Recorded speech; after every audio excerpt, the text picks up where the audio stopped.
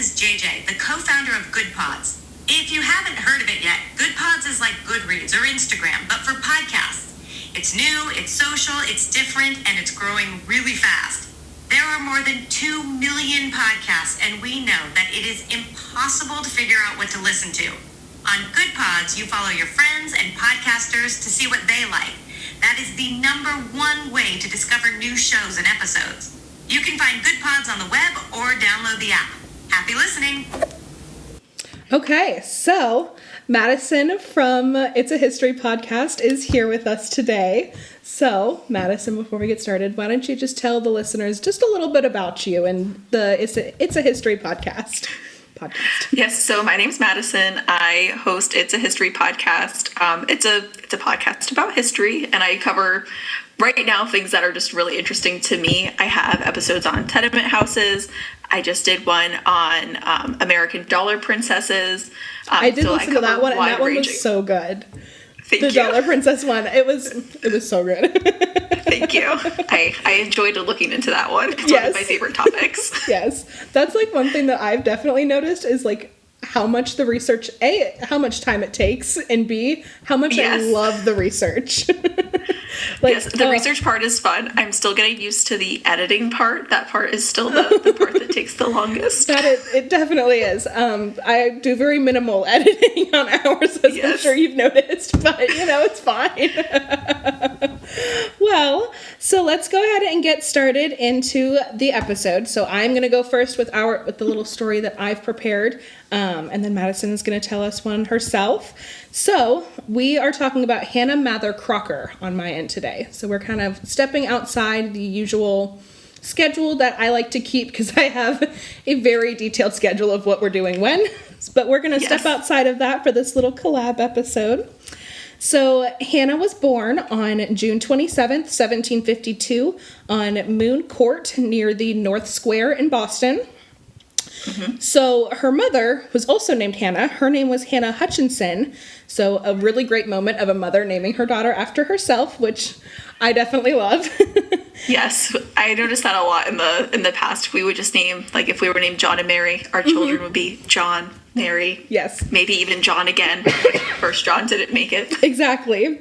So the Hutchinson family was a very wealthy family in Boston at the time. They were very wealthy and very powerful. Hannah's uncle, so her mother, Hannah's brother, was actually Thomas Hutchinson, who was the royal governor of the Massachusetts Bay Colony leading up to the Revolution. So a big family on her mother's side. And then the Mather family on her father's side, her father was named Samuel Mather. And the Mather family was like a dynasty in New England, pretty much. Yes. Starting like way back in 1596. Mm-hmm. So Richard Mather was the one that started it. His son was Increase Mather, and then his son was Cotton Mather. Now, do you know much about the Salem witch trials? I know a decent amount, like an overview, and I do know that the Mather family was involved. Yes, they were definitely really involved. So Cotton Mather was just like the most dickish Puritan, is the way that I put it. The most dickish Puritan clergyman of the Salem witch trials. So Cotton then had a son who was Samuel, which of course is Hannah's father. So she would be Cotton Mather's granddaughter. Oh, it's a lot of C's and M's. Yes. So, very important family coming from both sides, and now we've got Hannah. So she was the youngest out of 7 children, born, again, to the very important and religious family, and she lived a very religious life throughout her life, holding herself to Trinidadian Congregationalist beliefs, but she was definitely more sympathetic to liberal factions and advocating for universalism. So, definitely interesting. So, a woman of change. Yes, definitely, especially at the time. So 2 of her brothers, unfortunately, died in childhood, like we see with a lot of children from this time, unfortunately.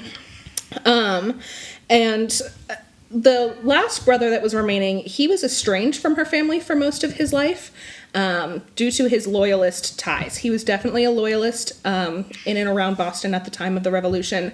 And Hannah and the rest of her family members were all patriots and in support of the Revolution. So, of course, bound to be some tension with that.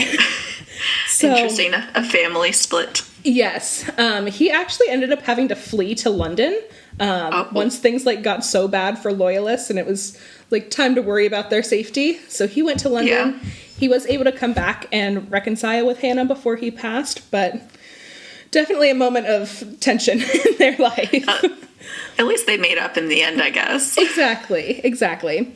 So Hannah was very close with her sisters, and she would even like go on to include her sisters' work in her own, because Hannah was a writer, and in one of her major essays, she included a poem by her sister Abigail. Abigail had actually dedicated that poem to Hannah, so it was like a really sweet, like full circle moment where Hannah was including it in her work after her sister wrote it and dedicated it to her. So that's cute. I loved that little anecdote. So her father, Samuel, was a very intellectual man, and he believed that women needed an education and that education was very important. So that passion that her father had for women's education was passed on to Hannah, and she would go on to be one of the first women in what would be America who was a major advocate for women's equal rights. So amazing. I notice a lot with women in history that the ones who have dads who are like, yes, you can read, we'll teach you this stuff. They always go on to do pretty much almost always great things. Yes, absolutely. And like, I don't know if you listened to our Mary Wollstonecraft episodes, but like we definitely saw that with like her family and like how supportive they were of her education. So it definitely ties into a lot of the different women that we talk about. So yes, it's amazing. So Samuel took a huge part in educating Hannah himself.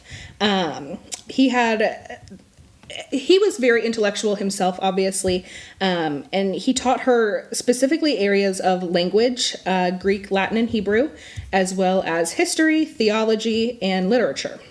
So a very well-rounded education for the time. She also had access to the Mather Family Library, which was one of the largest private libraries in Boston, and that happened to be held by Samuel. That's pretty cool to come from one of the families that has the biggest libraries. It's so cool. And it's like this is one thing that I don't know if you've noticed in your research, but I definitely have, where women are only really noticed for being good wives and mothers, or maybe like one thing particularly about their family. And this is kind of what Hannah is remembered for, is this library. Meanwhile, she had all of these other like works. So it's definitely like a cool little like part of her family, but I don't know. In my opinion, personally, I don't like that it's only like the only talking point. Yeah, like the only thing. Like, she did other things too. Yes. It's not just this. she has so many things. Other things. Yes. So once the revolution broke out in 1775, Hannah was 23, and her father needed a way to get letters to Joseph Warren, who was one of the leaders of the revolutionary forces. So what better way for Hannah to help her father and contribute to the revolutionary cause than take these letters that Samuel had written and hide them in a secret pocket in her dress and smuggle them out of the city and deliver them to him herself. That's perfect. Like, I love it so much. And, you know, there's so much space in those dresses to put a pocket. So much space in those dresses. She could have had so many letters in there. Yes. She probably could have had, like, his entire, like, catalog of all the letters he had ever written and fit them all. Just under, like, one layer. Oh. That's great. Yes. So on March 18th of 1779, she married a Harvard graduate and captain in the Revolution, Joseph Crocker. He was an advocate for women's rights, just like he was, and they had 10 children between 1780 and 1797 before he died in 1797. So that's a lot of children. It's a lot of children. Not much is known about her children, which is a very nice, refreshing, interesting standpoint on a woman in history. So I didn't see how many of them survived childhood or anything. So I can imagine that all 10 probably didn't, but how many did, I don't know. It's kind of crazy because she comes from such a well-known family name on both sides, and then it kind of just stops yes. her. Yes, it definitely does. And I mean, like, because she had the two brothers that passed away in childhood, and then the other brother who was not really a part of the family. And of course, we all know that people like to only write down what the men did. So it definitely is like a very interesting fact that like these two really big families just like stopped. And, they just stopped. Yeah. That's so weird. They just stopped. Yes. So during the time that they were married, she became very involved in Freemasonry, and she worked very hard to improve women's standing in the new country. She founded St. Anne's Lodge through the Freemason Network, which was a female-run organization working to provide women with an education in literature and science guided by Masonic principles. So, okay. Like, definitely continuing on the theme of, like, women need education, so good way to be going. So even though Joseph had left her with very little money, Hannah had inherited numerous properties from her parents, and she took an active part in managing those properties alongside of her brother-in-law, as he was the trustee since she technically couldn't own the property. Yeah. The perks of being a lady. Yep. No property. Yeah. So, surviving documents show just how involved she was in the management of these properties, as well as her involvement of the sales of land, houses, as well as 2 different family tombs in the Hutchinson family tomb. So, she was doing a lot.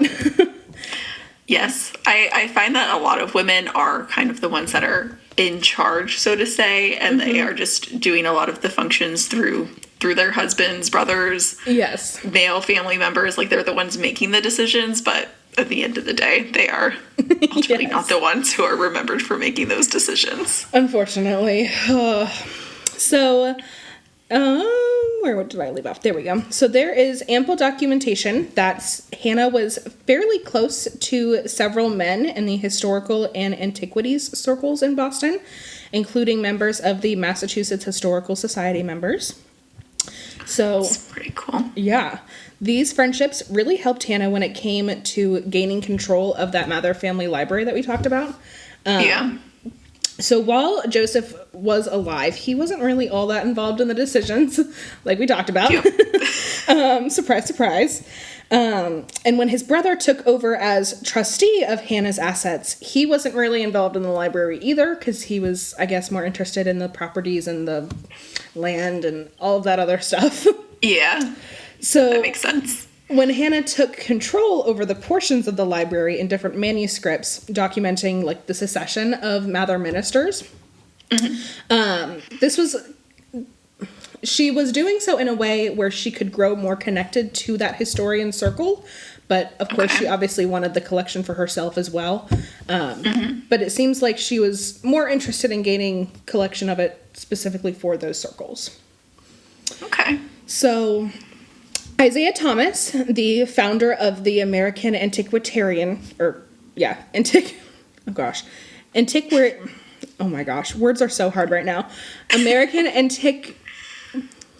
Antiquarian, sure, Society. Oh my gosh.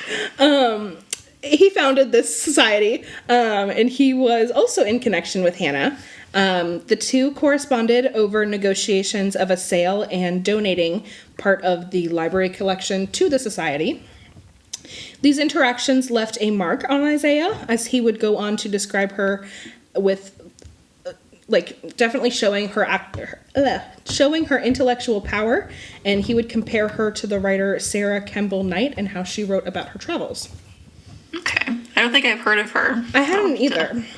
Have to look into that one. Yeah. So I've mentioned a few times that Hannah was really involved in Freemasonry, and not much is known about how she got into Freemasonry, but we do know that when she wanted to, her initiation was supported by very high-ranking members of the Grand Lodge of Massachusetts. So the people running the Freemasonry in Massachusetts were the ones supporting her. That's pretty cool. I feel like whenever I think of the Freemasons, it's almost only men. I honestly didn't even know that women could be involved. I was like, this is one of those male-only society things. It definitely I don't know much about the Freemasons as it is, but I don't know much either, which is, I guess, why I have those preconceived notions.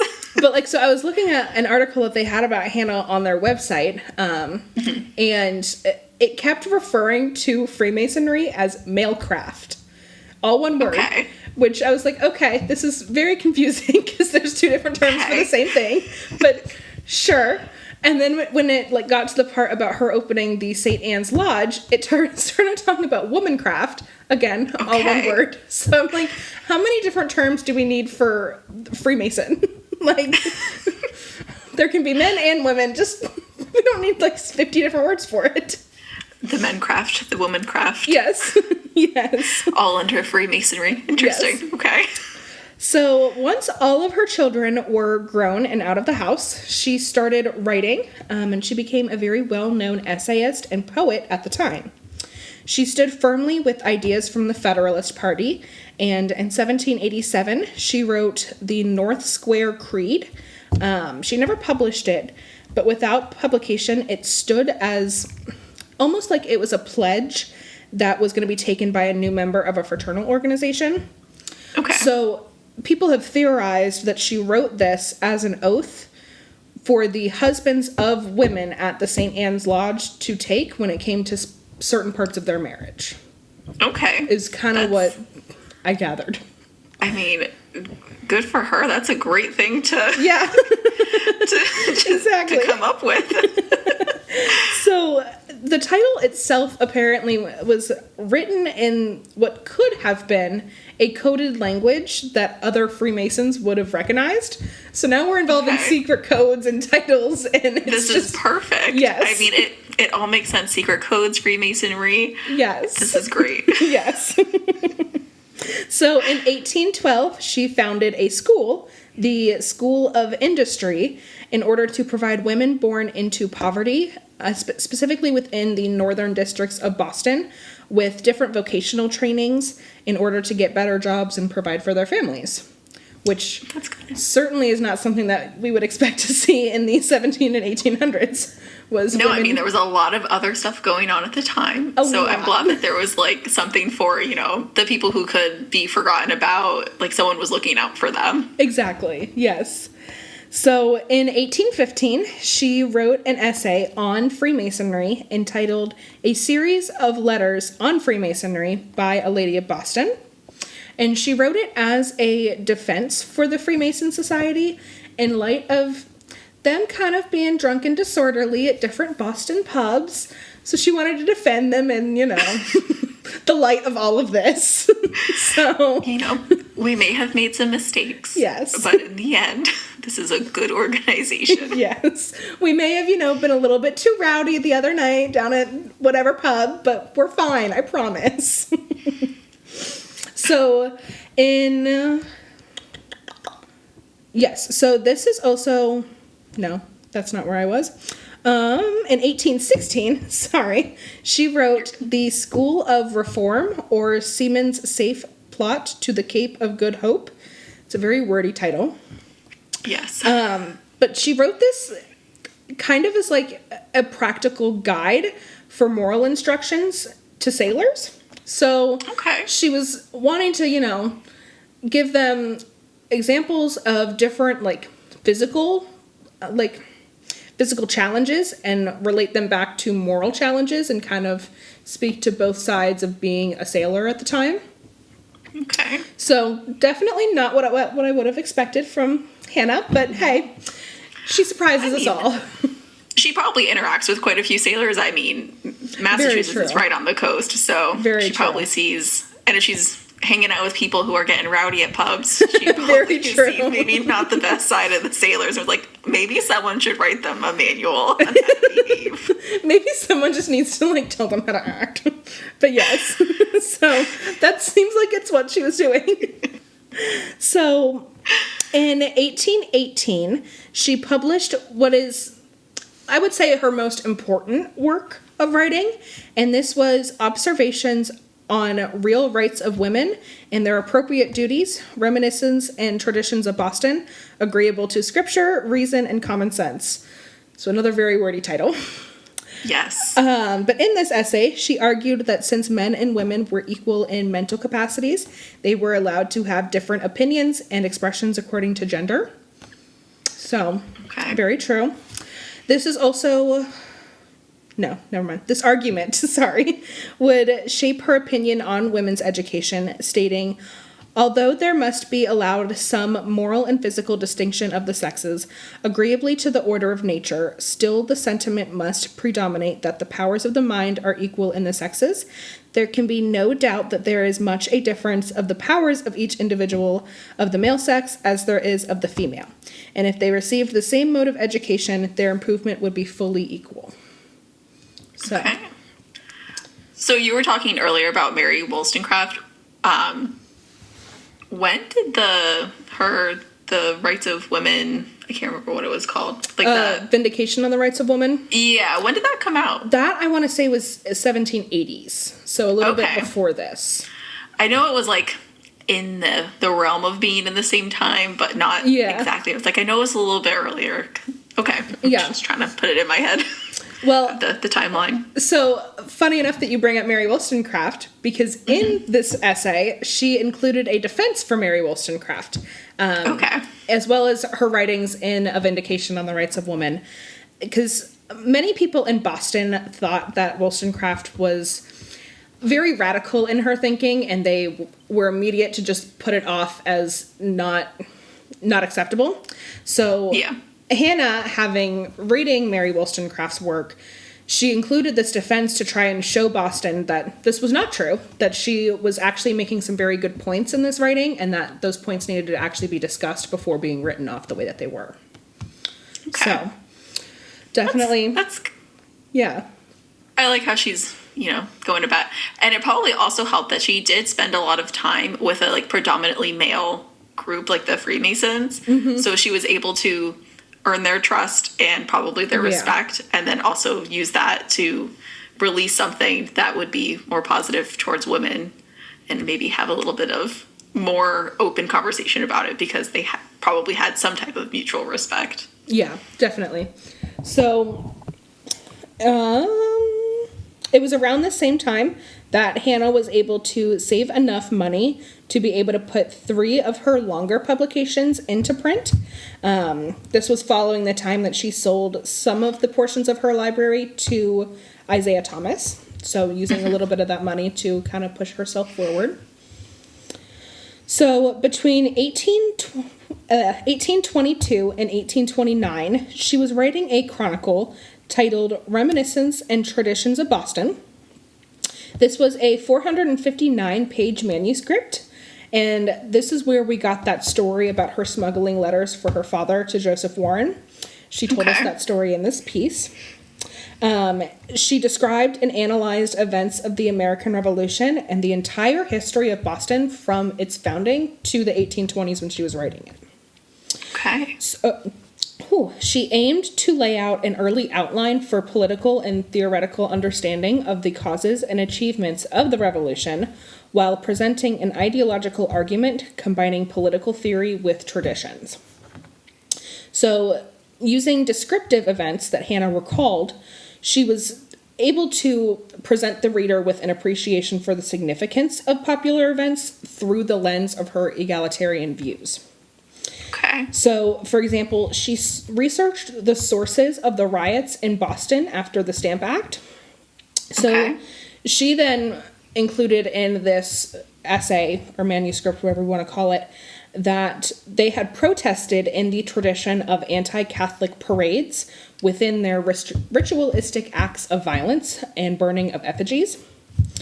So, interesting. Okay, interesting. That an observation nonetheless. Yes. So she wrote with the personal voice of a witness, and therefore she was able to provide the reader with the sense that they were actually there. So, before she could publish it, however, or finish it, she passed away in Dorchester, Massachusetts on July 11th, 1829.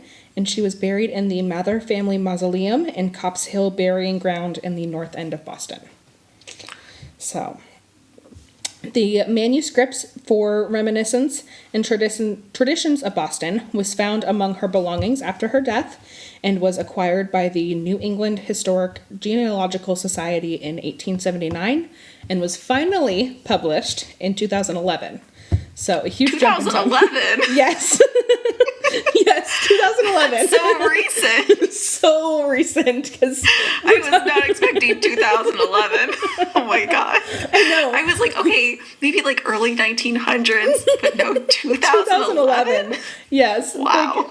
Oh, way too long.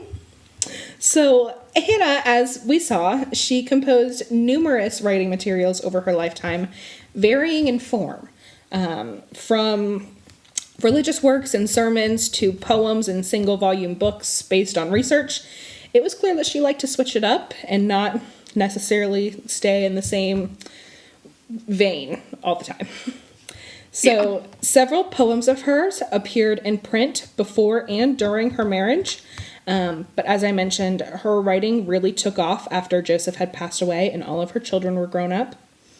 Overall, her known works document a consistent tale of an articulate literary figure who had ample time to write, which would have been after those maternal years. Yeah. So her works, published and unpublished, show that she was a huge advocate for women's educational equality while showing her interest in, here's that word again, antiquarianism. Sure. Perfect. Yes. And religious and political matters. So a lot of her work was circulated through local literary and historical circles, but like the readership of them and how many people actually read them is unknown. So it's not quite something that we can like guess as to like how well known and how popular she was at the time. Yeah. So she, like many authors, male and female, used pseudonyms in her print works and manuscript. Most notably, she titled herself Increase Mather, Jr. of the Inner Temple, so taking after her great-grandfather. So that was definitely a choice. I mean, I think she knew the name that would get people to pay attention. Yes, I can definitely say that name probably caught a lot of people's attention. I mean, Increase Mather, and you said of the temple, like of like the masonry, the Freemasonry. Yeah. She knew what she was doing. Exactly. So this like also kind of stirred up some controversy because it kind of like implicated that she was the one single heir of the entire Mathers line. Which, okay. I mean, she had some cousins, she had, other family members that were also in the Mather line, so she definitely could not take credit all for herself, but did so anyway. So she also, took other pseudonyms such as a Boston lady or a lady Masonic, or she would embody ideals like Justissa was one of the pseudonyms that she used. Okay. So during Hannah's life, she had the reputation of a woman of letters and an antiquarian and historical matters in Boston circles. So very intelligent and known to be very intelligent. For some, they were interested in having friendships with Hannah for her access to the Mather Library and her manuscripts, including details about men in her circle and others just wanting her opinion on diverse historical matters. For many years after she died, she was remembered mainly for her involvement with the American Antiquarian Society and the Mathers family papers that she had. She donated most of the family papers at the same time as the donation of part of the library. Most of them documented her paternal ancestors, but some were of her own writing, so some of them were her own manuscripts. Okay. She also donated a few more manuscripts several years later, but just before her death. So, unfortunately, Hannah has been largely forgotten. However, due to rediscovery of her and some scholarships in her name have come in a few different waves. A few within the 1900s with the rise of interest in women's history and women's gender studies.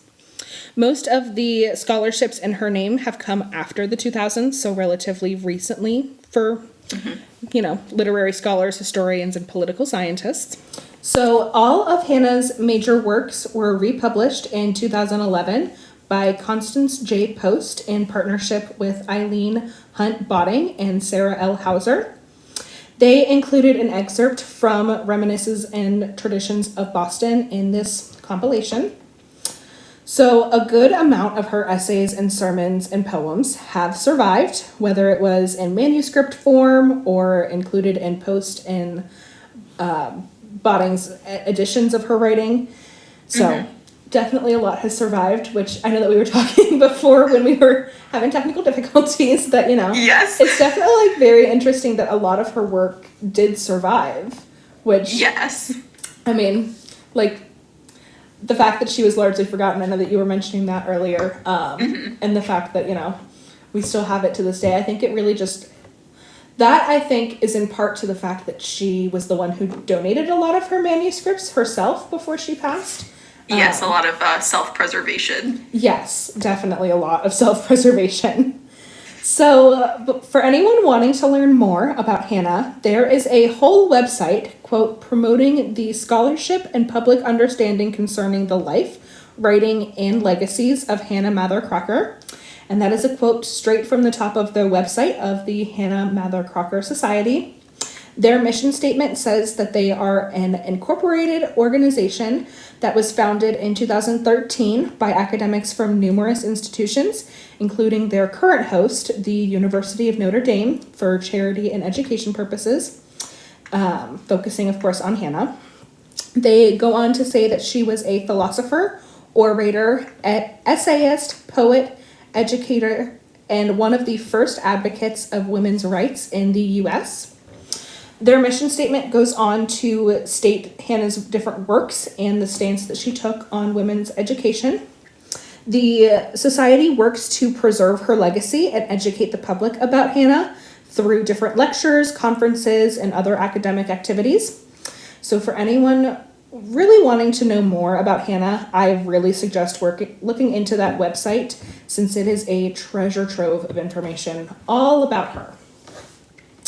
That's great that someone's preserving her history, and now it's on the internet, so we can all just look it up.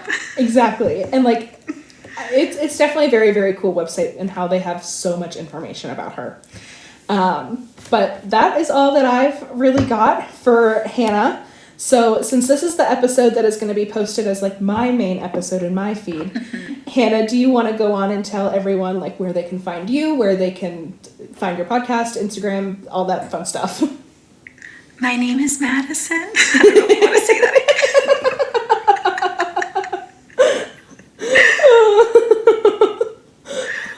Oh my god.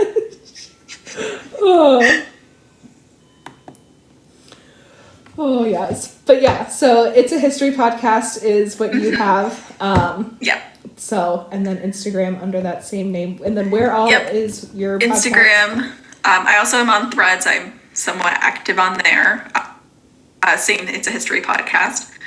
Spotify, Apple, Amazon. I've tried to get it anywhere you could possibly want to listen to it. And then for your listeners on your feed, I am Emily from Revolutionary Women, and you can find us again on all of the major podcasting platforms. Yes. And then on Instagram and Threads and Facebook, we are Revolutionary Women Pod. So Very nice. with that, we hope that you guys, leave a 5-star review on this episode and leave a good comment. Yes. And yeah, so bye.